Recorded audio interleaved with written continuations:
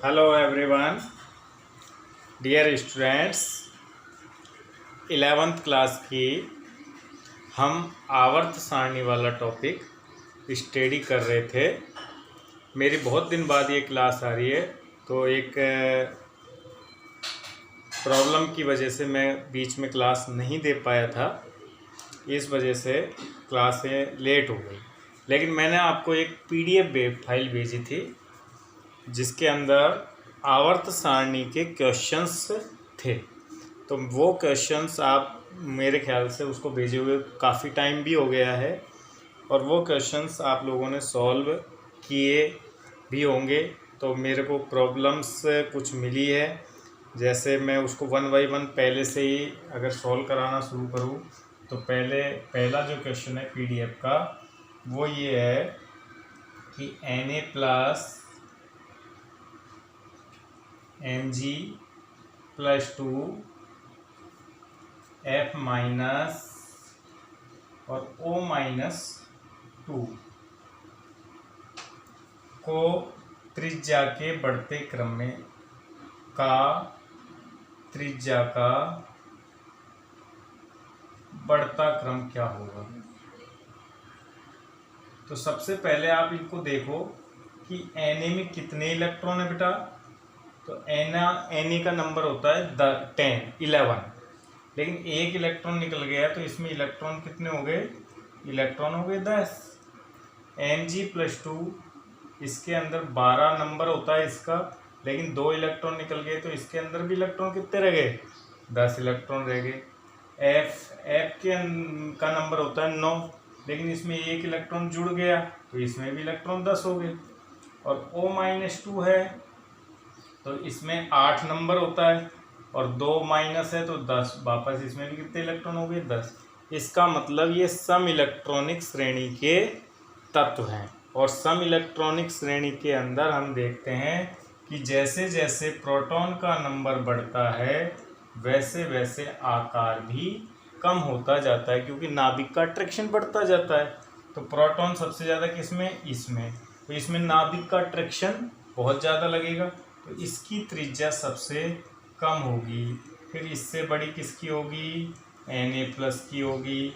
फिर इससे बड़ी किसकी होगी, इससे बड़ी होगी फ्लोरीन में ज़्यादा प्रोटॉन है। और सबसे कम प्रोटॉन किस में है, ऑक्सीजन में। तो ऑक्सीजन का चार्ज सबसे ज़्यादा रहेगा। तो ये ऑर्डर कहाँ दिखाया गया है, आप देखेंगे ये ऑप्शन कहाँ है, इसको चेक करेंगे तो ये ऑप्शन आपका सेकंड ऑप्शन है। कौन सा ऑप्शन है, सेकंड। तो सेकंड राइट हो गया पहले क्वेश्चन के अंदर। अब दूसरा क्वेश्चन भी मैं ले लेता हूँ कि दूसरा क्वेश्चन कैसे सॉल्व होगा। तो अभी हम सेकंड क्वेश्चन सॉल्व करते हैं इसका, ठीक है। तो बेटा सेकंड क्वेश्चन किस तरह से सॉल्व होगा, अभी मैं पहले वापस रिमाइंड होगा, इसलिए आज मैं प्रॉब्लम उठा रहा हूँ क्योंकि क्लास बहुत लेट हो रही है स्टार्ट। तो एक बार आपको पूरा चैप्टर रिमाइंड भी हो जाएगा। अगर हम प्रॉब्लम करें फिर मैं आयनन विभव से दोबारा से स्टार्ट कर दूंगा। तो सेकंड जो क्वेश्चन है हमारा वो है निम्न में से एक्टिनॉइड का सदस्य कौन सा नहीं है। तो पहला ऑप्शन क्या है, सीरियम Z96 है। और दूसरा ऑप्शन है कैलिफोर्नियम, Z है 98। और तीसरा ऑप्शन है यूरेनियम 92 जिसका Z है 92। और एक है टर्बियम, फोर्थ ऑप्शन है टर्बियम Z65 है। अब हम जानते हैं एक्टिनॉइड का नहीं है पूछा है, और एक्टिनॉइड श्रेणी कहाँ से, एक्टिनम के 89 के बाद एक्टिनॉइड शुरू होती है, कहाँ से लेके कहाँ तक बेटा, थोरियम 90 से लेके और लॉरेंसियम 103। तो 90 से 103 वाले तो एक्टिनॉइड होंगे ना, तो ये होगा, ये होगा, ये होगा, लेकिन ये 65 वाला होगा क्या, ये नहीं होगा। ये लेंथेनाइड श्रेणी का तत्व है, लेंथेनॉइड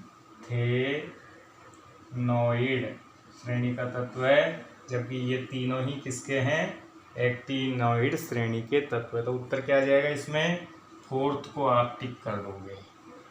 इसी तरह से थर्ड क्वेश्चन पे आते हैं। Of screening effect of electron SPDF of given slash. तो सबसे ज़्यादा जो प्रतिकर्षण देता है स्क्रीनिंग इफेक्ट होता है परिरक्षण प्रभाव। तो परिरक्षण प्रभाव होता है आंतरिक कोश के इलेक्ट्रॉन बाह्यतम कोश के इलेक्ट्रॉन को प्रतिकर्षित करते हैं, जिसमें आप ध्यान रखना S कक्षक के इलेक्ट्रॉन सबसे ज़्यादा प्रतिकर्षण करते हैं, फिर P का करते हैं, फिर D का करते हैं और सबसे लास्ट में F का करते हैं। तो सब इसमें उत्तर कौन सा आ जाएगा, पहला ही उत्तर है इसका कि स्क्रीनिंग इफेक्ट सबसे ज़्यादा S का होने वाला है। द फर्स्ट, अब उसके बाद आयनन ऊर्जा का क्वेश्चन आया है। फोर्थ क्वेश्चन है वो आयनन ऊर्जा का है। क्या कहता है बता देता हूँ मैं आपको कि आयनन ऊर्जा का क्वेश्चन है Na है एक, तो एक Mg है और एक आपके Al है और एक आपके Si है। तो इनमें पूछा है कि प्रथम आयनन ऊर्जा के बढ़ते क्रम में जमाओ। तो ये हम जानते हैं कि एक आवर्त के तत्व हैं सोडियम मैग्नीशियम एल्यूमिनियम, और आवर्त में बाएं से दाएं जाते हैं तो जेड इफेक्टिव की वैल्यू में क्या होती है, वृद्धि होती है। और जेड इफेक्टिव बढ़ने से आयनाइजेशन ऊर्जा यानी इलेक्ट्रॉन को निकालना कठिन हो जाएगा और आयनाइजेशन एंथैल्पी यानी आईपी के मान में वृद्धि होने लगेगी। तो सबसे ज़्यादा इस हिसाब से किसकी होनी चाहिए, सिलिकॉन की होनी चाहिए। लेकिन हमको पता है विन्यास को भी देखना पड़ता है, विन्यास भी प्रभावित करता है। तो इसका विन्यास होता है 2p2, 3p2, और इसका होता है 3p1, और इसका होता है 3s2, और इसका होता है 3s1। तो हम जा रहे हैं इसमें S कक्षक से इलेक्ट्रॉन निकलेगा और इसमें P से। तो आपको मैंने बताया S कक्षक की वेदन क्षमता ज़्यादा होती है। तो मैग्नीशियम का तो फिक्स है, किससे ज़्यादा हो गया, एल्यूमिनियम से। होना किसका चाहिए था, एल्यूमिनियम का, लेकिन मैग्नीशियम का ज़्यादा हो गया। सर का ही फोन आ रहा है तुम्हारे। हाँ सर, हाँ सर, सर टाइम का बता दिया था मैंने, बातचीत हो गई थी। मैंने कहा आप डिसाइड कर लो, मुझे तो बता देना जो भी टाइम आप रखो। चलो ठीक है सर, 8 कर दिए।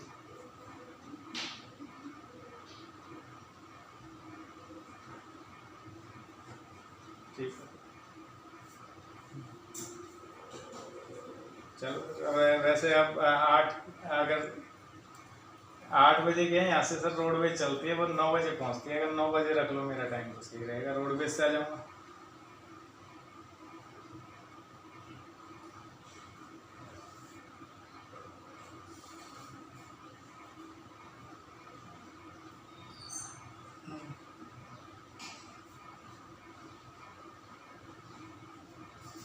चलो ठीक,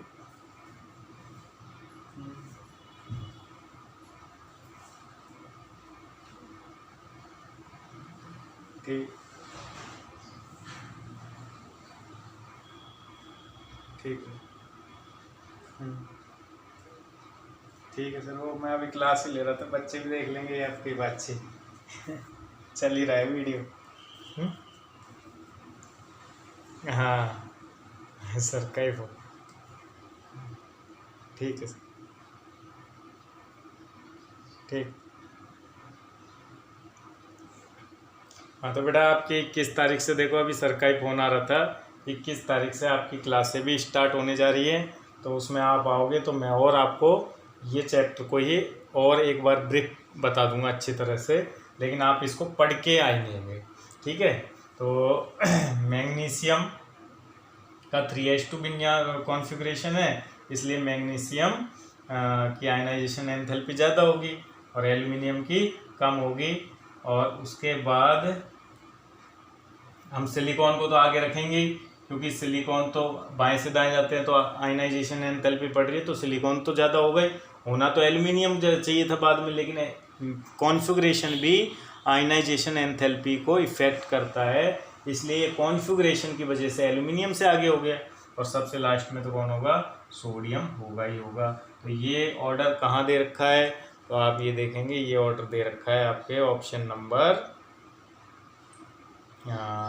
सिलिकॉन एल्यूमिनियम, ये तो गलत हो गया थर्ड तो सबसे ज़्यादा सिलिकॉन की, फिर एल्यूमिनियम की, फिर ये फोर्थ ऑप्शन सही कर रखा है कि एल्यूमिनियम की मैग्नीशियम से भी, उसमें ऐसे सेट कर रखा है कि देखो एल्यूमिनियम को यहाँ होना चाहिए सिलिकॉन से कम पे, और फिर होना चाहिए था मैग्नीशियम को, लेकिन मैग्नीशियम की एल्यूमिनियम से भी अधिक हो गई, सोडियम से तो अलग होगी ही होगी। तो ये ऑप्शन कहाँ है, ये आपके ऑप्शन है फोर्थ ऑप्शन, तो ये राइट हो जाएगा। ठीक है, अब ऐसे 5वां क्वेश्चन है, गैडोलियम का एटॉमिक नंबर 64 है, तो उसका सही कॉन्फ़िगरेशन क्या होगा।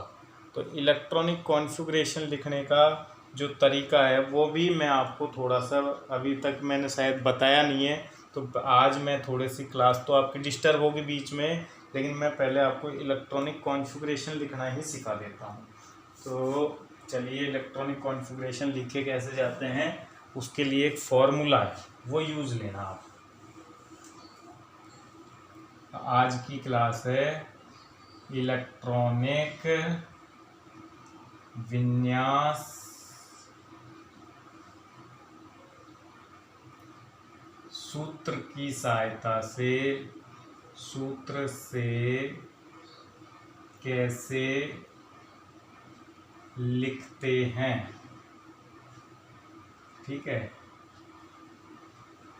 तो देखो इलेक्ट्रॉनिक विन्यास जो है वो सूत्र की सहायता से कैसे लिखते हैं ये हम देख लेते हैं। तो इसमें एक बॉक्स बनाते हैं ऐसे, उसमें जिस तत्व का हमको, जैसे आज गैडोलियम का हमको विन्यास लिखना है, जीडी का नंबर है उसका 64, तो उसका तो तुम खुद लिखना।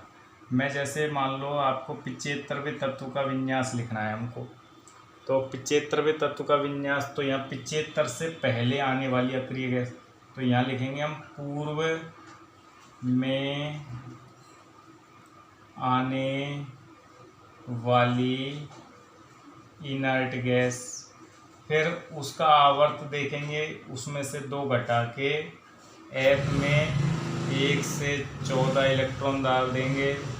फिर सबसे पहले तो हम डालेंगे एन एस में, एस में कितने इलेक्ट्रॉन डालते हैं, 1 या 2, या तो 1 डालते हैं या 2 डालते हैं। फिर एन में से आप 2 घटा के फिर एफ में इलेक्ट्रॉन डालोगे 1 से 14, फिर आप एन में से 1 घटा देना और डी में इलेक्ट्रॉन डालना 1 से 10 के बीच में, और एन पी में 1 से 6 के बीच में इलेक्ट्रॉन आपको डालने पड़ेंगे। ठीक है, तो ये आप कॉन्फ़िगरेशन हो गया ये आपका। अब देखिए, जैसे 75वां तत्व है, तो आप इनको ध्यान रखना कि पहला जो आवर्त है एन का मान 1 है, उसमें तत्व आते 1 से लेके 2, यानी हाइड्रोजन और हीलियम, और एन बराबर 2 में आते हैं कहाँ से, 3 से लेके, और ये हीलियम का विन्यास है, नियॉन 10 तक आते हैं, ये नियॉन का नंबर है 10। चौथे पीरियड में, यानी चौथे आवर्त में, तीसरे में आते हैं 11 से लेके आर्गन 18 तक इलेक्ट्रॉन आते हैं, यानी ये किसका नंबर हो गया, आपके आर्गन का हो गया। इसी तरह से अब थोड़ा सा मैं और आगे ऊपर लिख देता हूँ, तो इसी तरह से 4 में कहाँ से आते हैं, 4 में आते हैं आपके 19 से लेके 36 तक, 36 नंबर होता है क्रिप्टॉन का, और 5 में आते हैं किससे, 37 से लेके और 54 तक आते हैं, जीनोन का नंबर 54।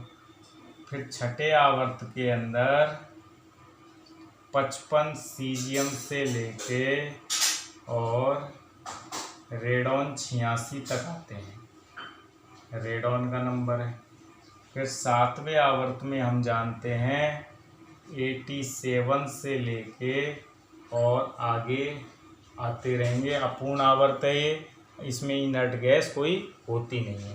तो आप अगर ये नंबर ध्यान रखेंगे, पहला कहाँ ख़त्म होता है 2 पे, नियोन हीलियम पे, दूसरा 10 पे ख़त्म होता है नियोन पे, तीसरा आर्गन पे 18 पे। ये उंगली बना लो, ये पहली उंगली है हीलियम की, ये दूसरी उंगली है नियोन की, तीसरी आर्गन की, चौथी जीनोन की, पांचवी चौथी क्रिप्टॉन की, पांचवी जीनोन की, छठी उंगली जो ये है रेडॉन पे ख़त्म हो जाती है। अब हमको 75वें का आवर्त पता करना है, तो 75वां कहाँ आएगा पता लगाओ। तो 75वां आएगा इनके बीच में, यहाँ आएगा 75वां तत्व, कहाँ आएगा इस जगह पे। तो यानी एन का मान हमको क्या मिल गया 6। अब हम उस सूत्र के अंदर एन का मान जमा देते हैं कि हमारा वो सूत्र क्या था। हमारा वो सूत्र था पूर्व में आने वाली अक्रिय गैस। तो 75 से पहले कौन सी अक्रिय गैस आ रही है, जीनोन। तो जीनोन का नंबर यहाँ लिख दिया हमने 54। अब 54 तक यानी आपको इलेक्ट्रॉनिक विन्यास 1s2 2s2 लिखने की ज़रूरत नहीं है, 54 के बाद का लिखना है अब आपको। तो अब हम देख रहे हैं कि छठे आवर्त में आ रहा है हमारा 75वां तत्व। तो सूत्र था NS, तो NS की जगह 6s। फिर n में से 2 माइनस करने थे, ये तो NS था। फिर n में से 2 माइनस करने हैं, तो 6 में से 2 गए तो 4f। फिर n में से 1 माइनस करना है, तो यानी 6 में से 1 माइनस करेंगे तो 5d, या d लगता है। फिर np, तो np यानी 6p। तो ये हमने फॉर्मूले में सेट कर दिए नंबर। अब आपको 75 पे पहुंचना है, तो 54, और इसमें हम ज़्यादा से ज़्यादा कितने इलेक्ट्रॉन भर सकते हैं 2, तो 56 हो गए। और इसमें ज़्यादा से ज़्यादा हम 1 तो कम से कम, और ज़्यादा से ज़्यादा 14 भर सकते हैं। तो इसमें अब हो गए 70, 54 और 2 56 और 14 70। अब कितने बचे, 5 ही बचे। तो 5, इसमें 10 आ सकते हैं, लेकिन हम को भरना कितना है 5 ही। इसको खाली छोड़ दो, क्योंकि हमारा तत्व 75वां है, तो 75 तक ऐसे लिख देंगे। समझ गए। तो ये 75वें तत्व का इलेक्ट्रॉनिक विन्यास हो गया। अब आपको ऐसे किसी का भी लिखना है, जैसे हमको गैडोलियम का लिखना था, GD का 64 नंबर है, तो वही 64 से पहले भी अक्रिय गैस जीनोन ही होगी, तो जीनोन लिख दो 54। फिर 54 और 6s2 भर दिया। लेकिन आपको पता है कि यहाँ 56 हो गए। 57वां इलेक्ट्रॉन गैडोलियम अपवाद है, इसीलिए तो पूछा है। 57वां इलेक्ट्रॉन लैंथेनम का होता है, और लैंथेनम कहाँ का तत्व है 5d का, तो इसलिए पहले इसमें लैंथेनम का तो 1 भरेंगे। फिर उसके बाद अब गैडोलियम 4f का तत्व है, तो 4f में कितने भरेंगे।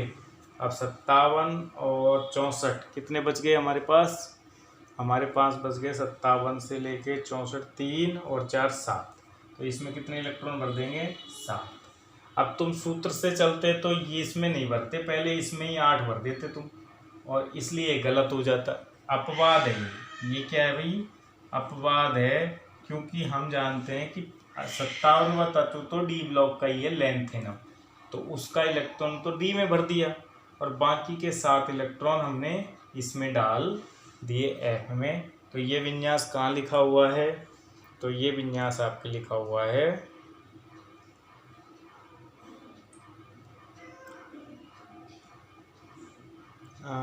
Third option. किस में है ये, थर्ड ऑप्शन में है, तो ये आपका थर्ड ऑप्शन आ जाएगा, इसलिए ऐसा हुआ है। छठा क्वेश्चन है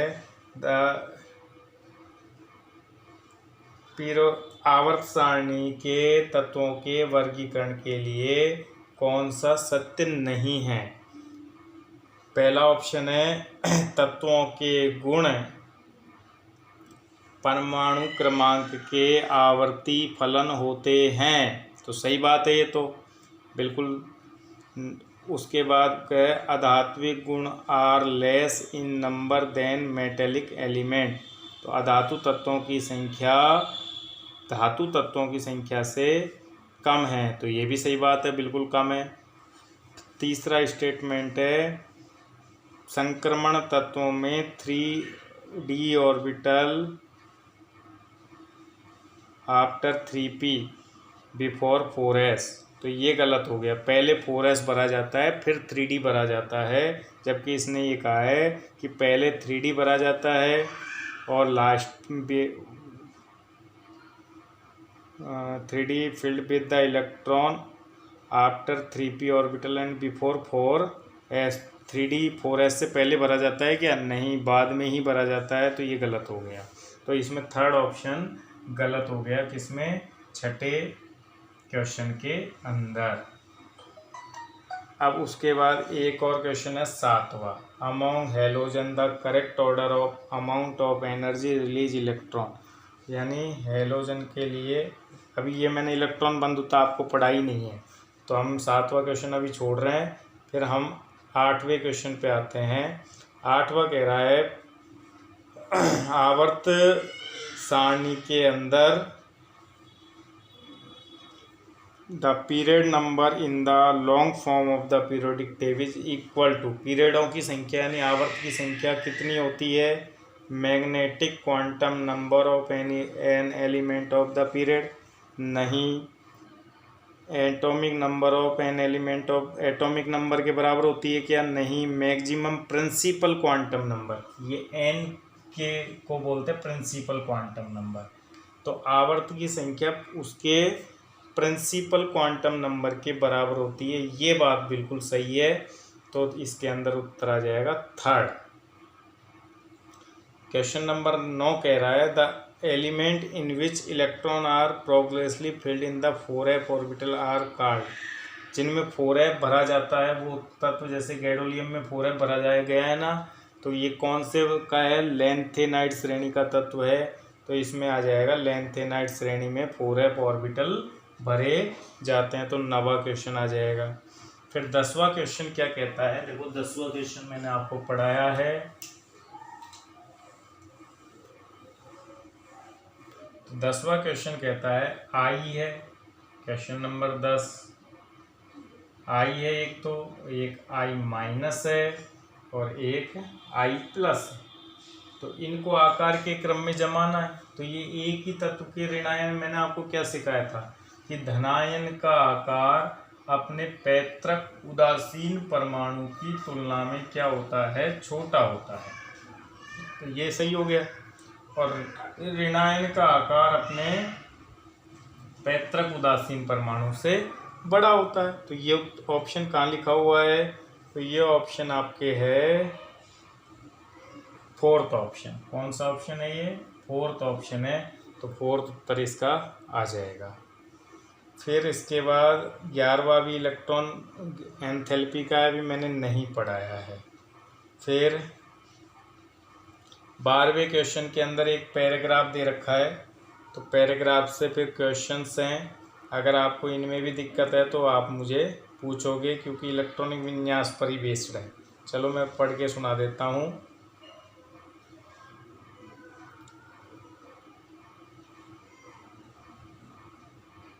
in the modern periodic table, यानी आधुनिक आवर्त सारणी में तत्वों को उनके बढ़ते हुए परमाणु क्रमांक के आधार पर व्यवस्थित किया जाता है, जो कि उनके इलेक्ट्रॉनिक विन्यास से संबंधित है, depending upon the orbital receiving the last electron. फिर उनको वर्गीकृत किया गया है कि लास्ट इलेक्ट्रॉन कौन से ऑर्बिटल में प्रवेश करता है। जैसे एस में करता है तो उनको एस ब्लॉक के तत्व कहते हैं, पी में करता है तो उन्हें पी ब्लॉक के तत्व कहते हैं, डी में करता है तो उन्हें डी ब्लॉक के तत्व कहते हैं, और एफ में करता है तो उन्हें एफ ब्लॉक के तत्व कहते हैं। इस तरह आधुनिक आवर्त सारणी के अंदर टोटल 7 आवर्त और 18 ग्रुप होते हैं।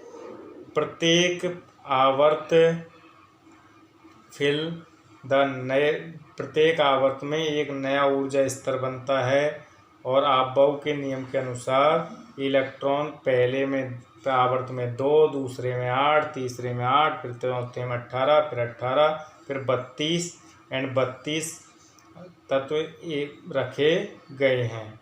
7th पीरियड अभी अपूर्ण है। To avoid the periodic table being too long two series of 2 F block के तत्वों के नीचे सारणी बनाई गई है। यानी जो आवर्त सारणी की नॉलेज है ना, वो इस पीरियोडिक टेबल के अंदर बता दी गई है।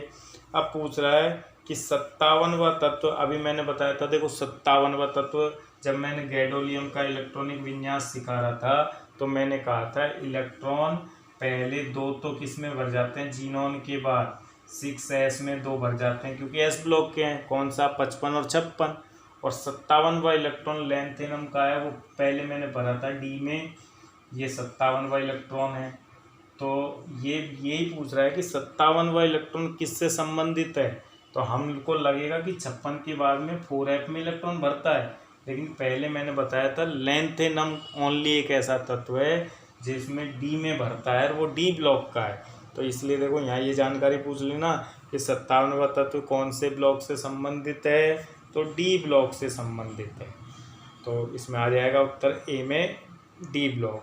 ऐसे ही फिर अगला क्वेश्चन पूछा है, the element of P block in 6th period is respectively by the outer most electronic configuration.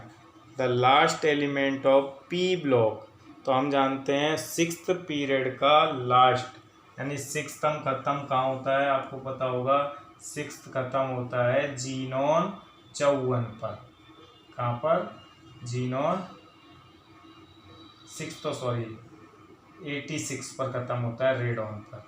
किस पर, रेडॉन 86 पर ख़त्म होता है।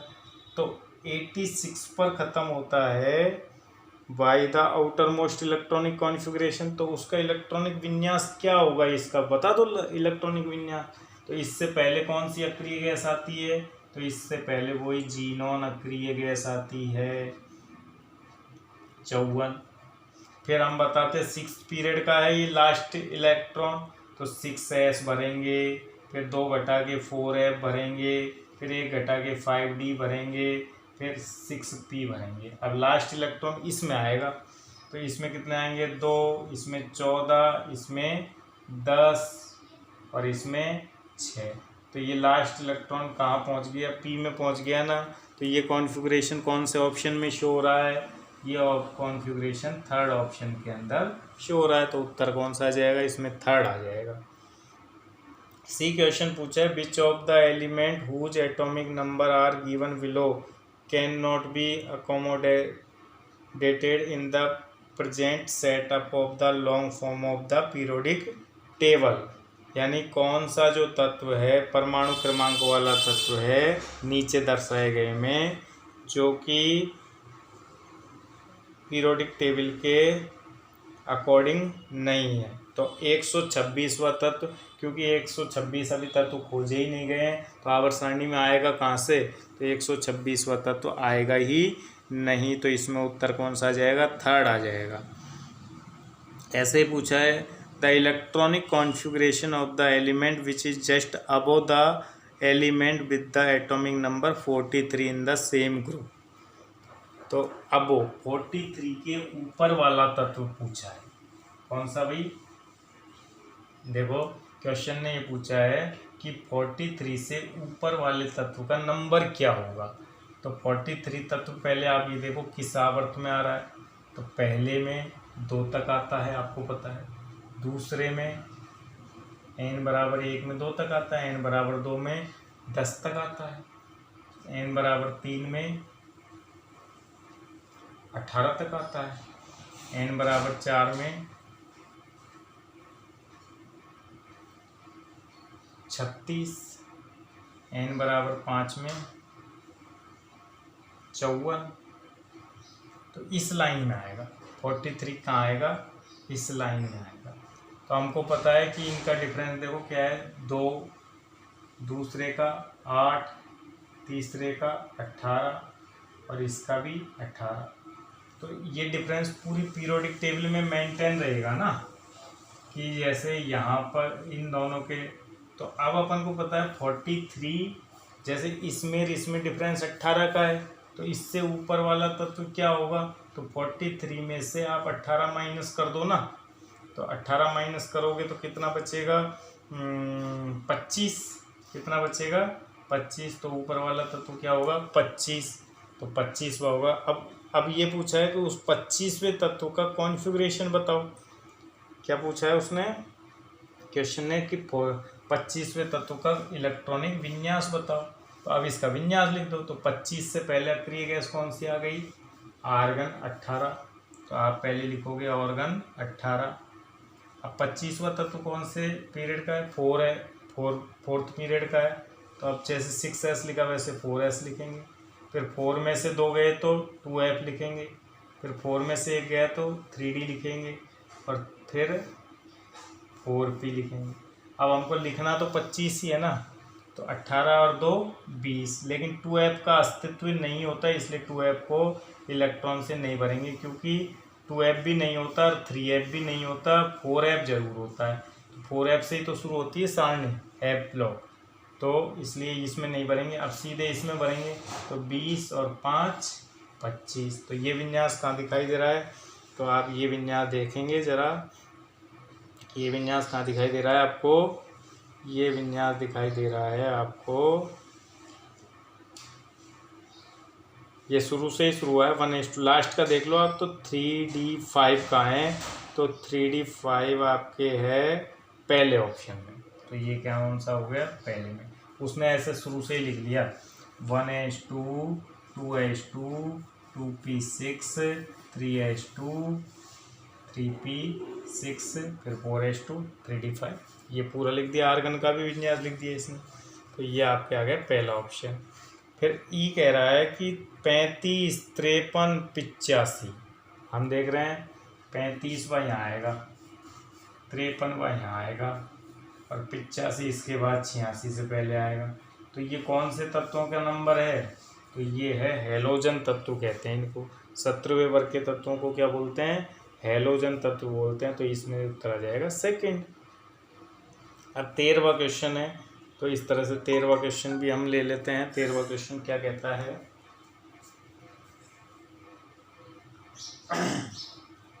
Electronic configuration of 4 element ABCD are given below,